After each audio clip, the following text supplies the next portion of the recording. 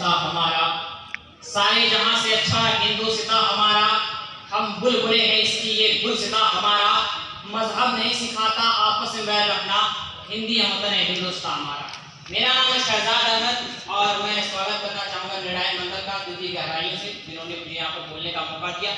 आज का जो हमारा टॉपिक है वो है युवाओं की नज़र में आज़ादी के मायने।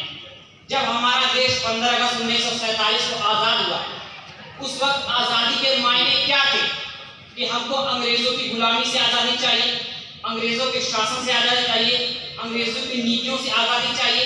अंग्रेज़ों ने जो हमारे नागरिकों के खिलाफ जो नीतियाँ बनाई थी कि अपने फायदे के लिए, हमारे नागरिकों के नुकसान के लिए, उस वक्त आज़ादी का मतलब ये था। लेकिन आज 2024 में जब यूट्यूब का सिक्का चल रहा है, फेसबुक का धमाल मच रहा है, आर्टिफिशियल इंटेलिजेंस पूरी दुनिया को अपनी गिरफ्त में लिए है, तो इस वक्त आज़ादी का क्या मतलब हो सकता है, हम उनको निम्नवार तरीके से जानेंगे। पहला है भ्रष्टाचार के खिलाफ आज़ादी। सर 2019 से लेकर 2024 तक छोटे बड़े मिलाकर इंडिया टुडे रिपोर्ट के मुताबिक 64 पेपर लीक हो गए, जिनमें से 1.5 करोड़ बच्चों पर इसका असर है। सर वो देश जहाँ बच्चा इंटर कर रहा है और ग्रेजुएशन कर रहा है, किसी उम्मीद में पेपर दे रहा है, पूरे साल तैयारी कर रहा है, रूम का रेंट दे रहा है, खर्चा दे रहा है और इस उम्मीद में कर रहा है कि हमारा एग्जाम निकलेगा, नौकरी निकलेगा, हम परिवार को संभालेंगे, अपने बीवी बच्चों को संभालेंगे। तो ये इससे आज़ादी चाहिए कि हम पेपर जो सर देश 97 करोड़ लोगों का इलेक्शन करवा सकता है, तो क्या 30 लाख बच्चों नीट जो पेपर था नीट का वो असफल हो गया, क्या उसका एग्जाम सही तरीके से कंडक्ट नहीं करवा सकता है? पूरी दुनिया का सबसे बड़ा लोकतंत्र का देश हमारा है, तो चाहिए कि यहाँ नीतियाँ सही हो, पेपर सही और शिक्षा हमको हासिल करना है।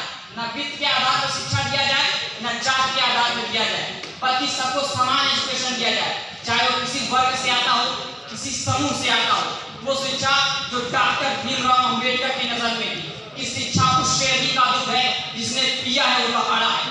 वो शिक्षा जो नेल्सन मंडेला की नजर में थी कि education is the most powerful weapon which you can use to change the world. वो शिक्षा जो एक थिंकर्स के नजरों में थी कि education is not the preparation for life, education is life. कि शिक्षा जीवन जीने की तैयारी नहीं है, शिक्षा ही जीवन है।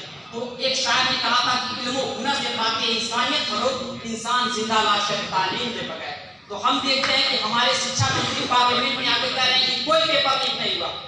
लग रहा है उनको कोई गलत इंफॉर्मेशन मिल गई, इतने पेपर लीक हुए और उनको कह रहे हैं कि पेपर लीक नहीं हुआ।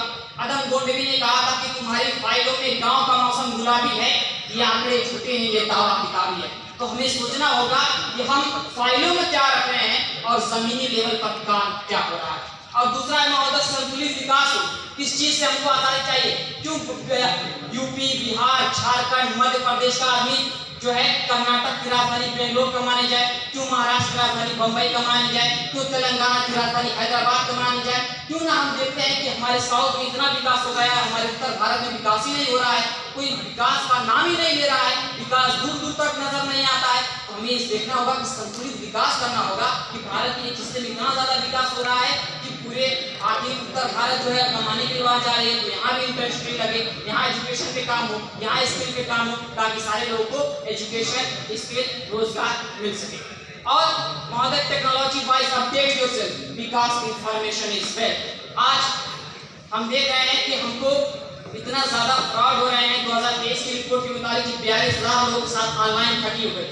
तो इस चीज से हमको आजादी चाहिए कि कोई भी ऑनलाइन ठगी करे तो उस पर साइबर क्राइम इतना एक्टिव हो ताकि उसको जल्द से जल्द न्याय मिल सके, उसको जल्द से जल्द न्याय मिल सके। और आजादी से चाहिए कि भूख से महोदय ग्लोबल हंगर इंडेक्स के मुताबिक 125 देशों की सूची बनाई गई, उनमें से भारत 111वें नंबर पर आता है। वो भारत जो पूरी दुनिया में विश्व गुरु कहलाता है वो 111वें नंबर पर है। वो भारत जो अपने देश के लोगों का पेट नहीं भर सकता है, वो विश्व गुरु होने का दावा कर रहा है। तो हमें जरूरत है कि 80 करोड़ लोग हम 5 किलो चना दे रहे हैं, 5 किलो दाल दे रहे हैं, इसका मतलब भारत में कितनी गरीबी है। भारत को प्रति व्यक्ति के आय को स्तर करना होगा ताकि हमारी व्यवस्था सस्टेनेबल डेवलपमेंट हो पाए। और मजबूत न्याय प्रणाली चाहिए महोदय, हमको मजबूत न्याय प्रणाली से आजादी चाहिए, न्याय चाहिए हमको। कि कूड़े में एक कार हादसा होता है, 2 IT पेशेवर की मौत हो जाती है, और जज ये फैसला देते हैं कि आप जो है सड़क एक्सीडेंट पर निबंध लिखिए, सड़क एक्सीडेंट पर निबंध लिखिए। तो ये कौन सा फैसला हुआ कि दो आईटी पेशेवर जो इतना बड़ा काम करते, देश की अर्थव्यवस्था को योगदान देते, आगे बढ़ाते, उनकी मौत पर जज ये फैसला दे रहे हैं कि आप जो है सड़क दुर्घटना पर निबंध लिखिए। तो कहीं ना कहीं कानून, जिसके पास पैसा है वो तो अपना निर्णय बदलवा रहे हैं, लेकिन जिनके पास पैसा नहीं है, जिनके पास पावर नहीं, वो क्या करे? वो एक थिंकर्स ने कहा था कि कानून मकड़ी का वो जाला है जिसे बड़े लोग आसानी से फाड़ करके निकल जाते हैं और आम आदमी से फंस करके रह जाता है। तो हमें सोचना होगा कि हम न्याय दें, इस चीज से न्याय चाहिए कि बड़े लोगों को अलग न्याय ना हो, छोटे लोगों का अलग न्याय ना हो, बल्कि समान तरीके से न्याय दिया जाए। और जब देश में इस तरीके का हो रहा है, तो जब पंडित राम प्रसाद बिस्मिल, अशफाक उल्लाह खान जब अंग्रेजों को भगा रहे थे, अंग्रेजों कह रहे थे, अंग्रेजों को इस लोगों को गुलामी की जंजीर से आजादी दिलवा रहे थे, तो उनका तेवर कह रहा था कि अंग्रेज तुम यहाँ तो आ सकते हो। शशि थरूर साहब की किताब है the era of darkness, the British rule of India. उन्होंने लिखा है कि किस तरीके से ब्रिटिश आए और हमारे हिंदुस्तान पर कब्जा किया, किस तरीके से लूटपाट करके ले गए। लेकिन हमारे स्वतंत्रता सेनानियों का तेवर ये कह रहा था कि तुम भले यहाँ पर आ गए हो, हमारे सोने चांदी को लूट लोगे, लेकिन हमारे संस्कृति को नहीं मिटा पाओगे, क्योंकि कोई भी हमारी संस्कृति को मिटाया है कि कुछ बात है कि हस्ती मिटती नहीं हमारी। सदियों रहा है दुश्मन दौरे जहां हमारा, यूनानो मिस्र रोमा मिट गए जहां से, बाकी अब तलक नामो निशान हमारा। इकबाल का है मिसरा दर्दे ज़बा हमारा, हिंदी वतन हिंदुस्तान हमारा, सारे जहां से अच्छा हिंदुस्तान हमारा।